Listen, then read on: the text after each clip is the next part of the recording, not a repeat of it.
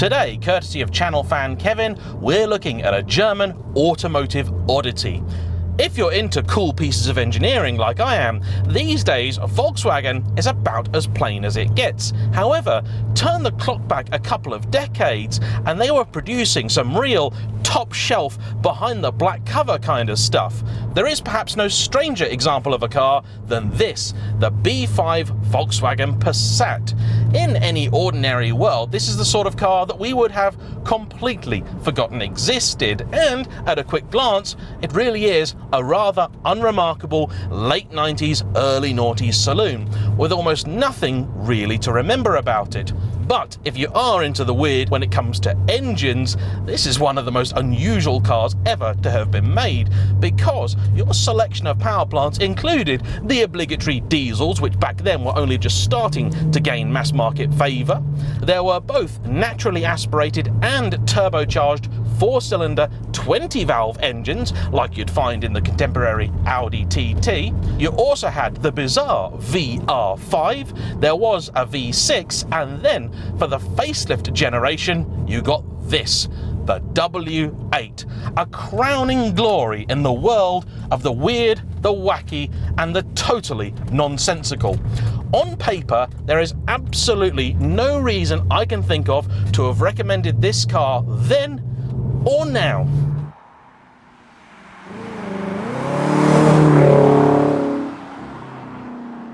To get just how bizarre this car is, we first need to understand the W engine as a principle. Engines come in many different flavours, and apologies if you know this already. Your classic being a straight of some variety, with the straight 6 being perhaps the purest in terms of balance and refinement, because it is inherently mechanically perfect. Of course, people will always want more, and so very early on in the history of the motor car, V engines started to appear, with the V8 having become really, for many, the ultimate power plant. But that does have some packaging issues, so for smaller cars, later vehicles that used front-wheel drive, things like the V6 became a popular alternative for cars that still wanted to exude that premium image. Whereas America has always very much loved an 8-cylinder, here in Europe we've been a little bit more inconsistent. As you may have guessed from its B5 chassis code, this is a car which is mechanically related to the equivalent Audi A4, and that in its most potent guise had a 2.7 litre twin-turbo V6 built by Cosworth, and that's what propelled the much-loved RS4. At the time, Audi already had a pretty darn good V8 of their own, but with the B5 there wasn't really enough room up front to cram it in, hence the choice of V6. But remember, this is a car from the time when VW had passion, they had ambition, they had fire, and the resources to do something almost just for the hell of it. And this is where the W engine comes from. It's a close relative of the VR engine, also something of a curio.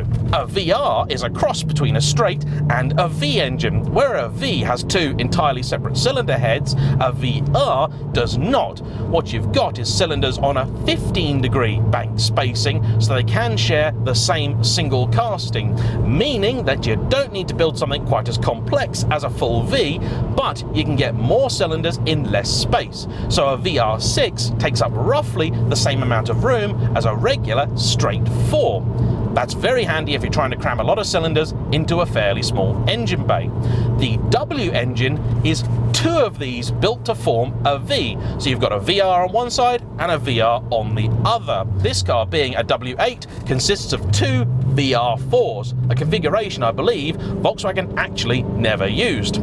The theory behind it at the time was twofold. Firstly, this is a great way to get 8 cylinders where normally you couldn't get more than 6. And it was also VW's way of trying to push the brand a little bit more upmarket, probably a little bit closer to Audi than they may have liked.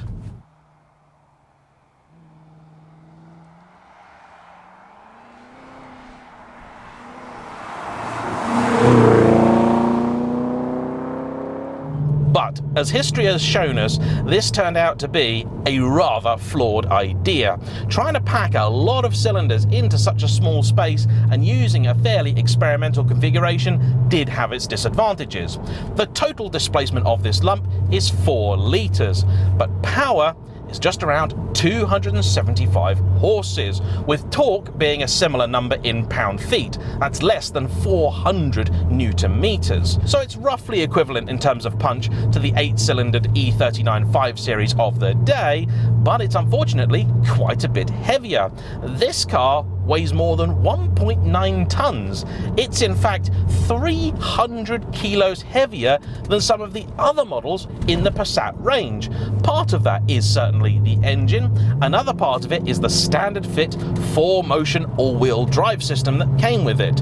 You couldn't get this in simple 2-wheel drive. However, making up for that was the fact you could get it with a 6-speed manual. Like the BMW, that is a disappointingly rare option. Most cars instead had this, a 5-speed Tiptronic. Though it's certainly an impressive and clever piece of engineering, in practice this never really worked that well. 275 horsepower is not that much to pull nearly 2 tons down the road. If, like most people, you did have the Tiptronic gearbox, the performance hit was even worse, because this car then had a 0 to 60 time in excess of 8 seconds. It's nearly 2 seconds slower to 60 than my 6-cylinder powered E46 3 Series from roughly the same time.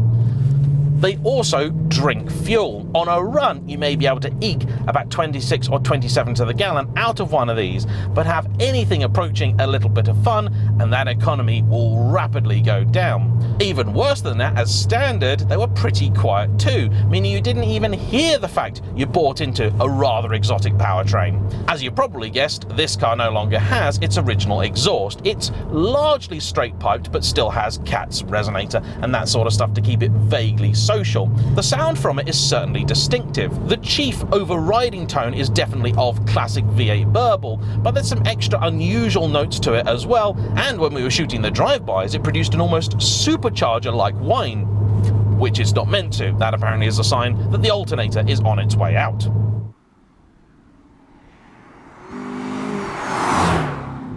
And as if that wasn't bad enough, to rub salt in the wounds of the few people who were convinced to buy one, they also turned out to be criminally unreliable. Both engine and gearbox suffered from somewhat terminal problems, particularly early on. Thankfully, this is one of those times where, because the cars are older now, it's not anywhere near as much of a problem as it used to be, because for the most part, the cars have already had the issues or have simply been looked after well enough that they're never going to. The gearbox likes to fail because the torque converter apparently was not up to snuff, and then the engine had an issue with its variable valve timing system. In short, there's a little mesh filter in there which can get clogged when the oil is less than perfect, and this means that the cam followers can run dry and you essentially wreck your engine.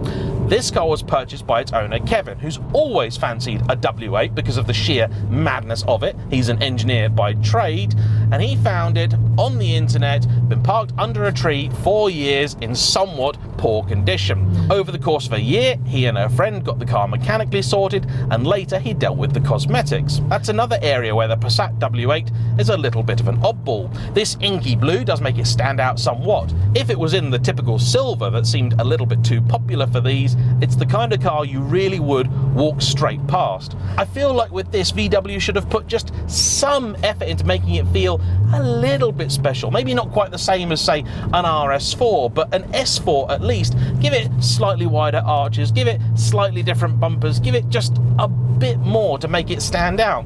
But nope, all you got really was some different wheels, some badges, some nicer trim inside, and that was it.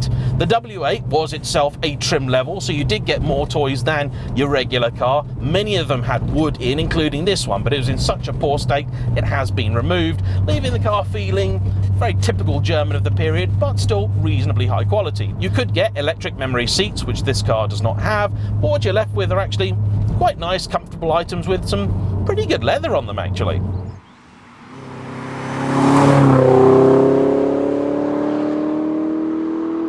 This car is also on some fairly large aftermarket wheels, of which I'm not a fan, and Bilstein H&R suspension. Both of these items were installed through necessity, not just desire. One of the wheels was buckled, and it was very difficult to find an original replacement, and the suspension also needed sorting. So there's a bit about the car in theory. In practice, what's it like? Well, let's find out.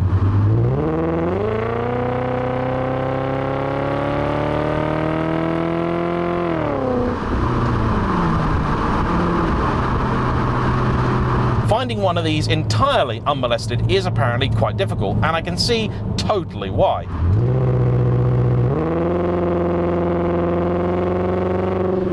The noise is certainly a big part of this car's appeal. I'm told on the standard suspension it rode quite a bit softer than it currently does and was more of a luxurious car. However, the installation of these H&Rs I think has turned it into something a little bit more, and it feels perhaps a touch closer to that RS4 than I imagined it might. Yes, over the more difficult sections of road it isn't the most comfortable. The car also creaks quite a bit. However, it gives you a bit of feel and confidence in the bends that you wouldn't normally expect of a VW product. I'd say in terms of involvement and feel, it's actually better than some of the recent performance-orientated products that came out of VW.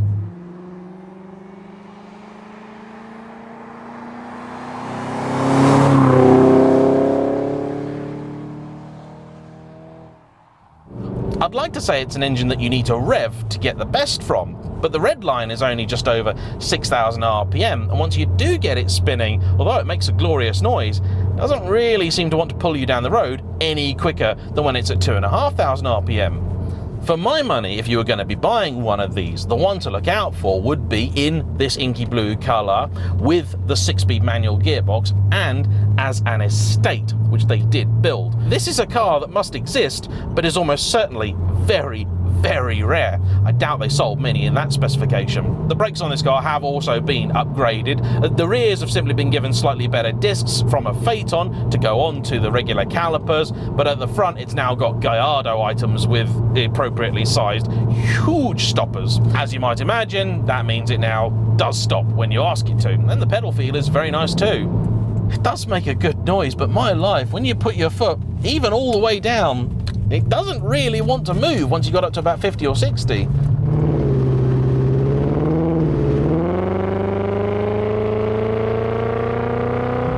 Even foot absolutely pinned with kick down engaged, the car is just not that interested in revving out, and to be honest, if it did, I'm not sure it's really going to do that much more. This really is an example of an engine that sounds far more exciting than it feels.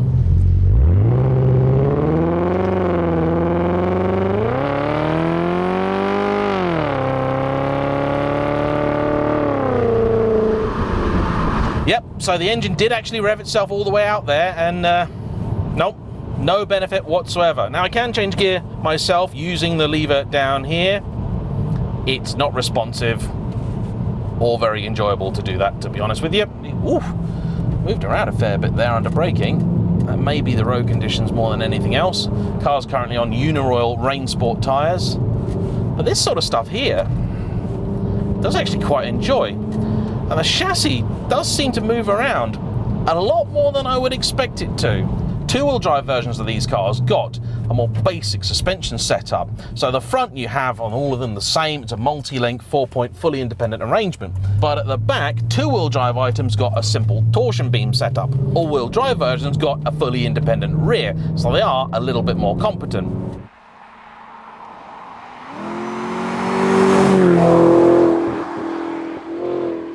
Though the steering is enjoyable, it's far from precise. Probably doesn't help that I've just got out of the Maserati, and that is a ludicrously darty car. But this actually seems to enjoy very much the same kinds of roads.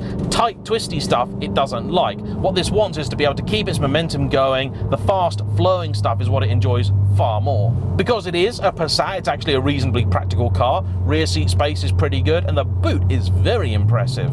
Perhaps the strangest thing is that VW went to all the trouble of building this hellishly complicated engine and then put it in only one car, and a car that was, in of itself, fairly unremarkable. The Passat was not a particularly special thing. A Phaeton would have seemed like a much better place to put an engine like this, but for that, they had different plans. The Phaeton was always designed to have a 12-cylinder W in it, much like the Bentley Continental GT, which also shared that platform. But that means that the one thing which makes this car impossibly annoying and difficult to live with is also the one thing that makes it unbelievably cool.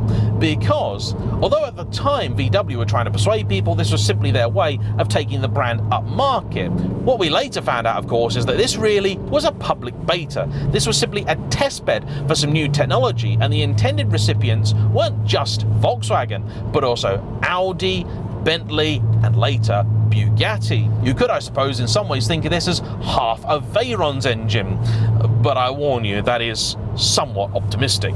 Unfortunately, because this engine, it would appear, was always intended to be a one-off, VW never really saw fit to fix any of its ills, instead saving those upgrades for the later W12s and 16. But it does also demonstrate just how cool and different a company VW were at the time, because most other manufacturers, if they had a car like this, there'd be only one place you'd ever see it, and that would be in their museum, where it'd be tucked away in a corner as a little sort of feasibility study, an experiment. Hey, did you know that time we once experimented with a W8? We slung it in a Passat for a laugh, and then we kind of forgot about it, much like Rolls-Royce's experiment with the V16. This should really be the sort of thing that the public never ever got a chance to lay their hands on.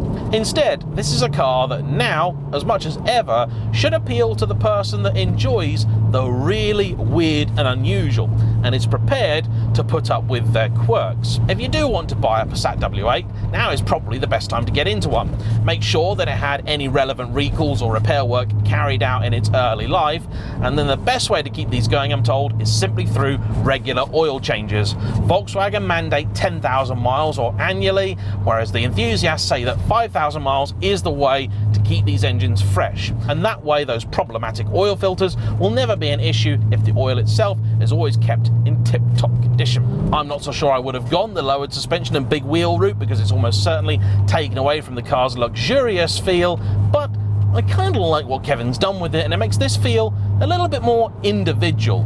And it certainly is a great car for somebody who likes the odd, the unusual, the underappreciated, and the slightly weird, but doesn't want to shout about it until they put this kind of exhaust on it, I suppose. So there you have it. The Volkswagen Passat W8 really is every bit as strange and unusual as you'd think it could be for a car based on the world's most ordinary saloon. A car that now VW wouldn't even think of making, but back then things like this didn't seem all that unusual. Anyway, that's enough from me. Please like, comment down below, subscribe if you haven't already, and I shall see you for the next one. Bye bye.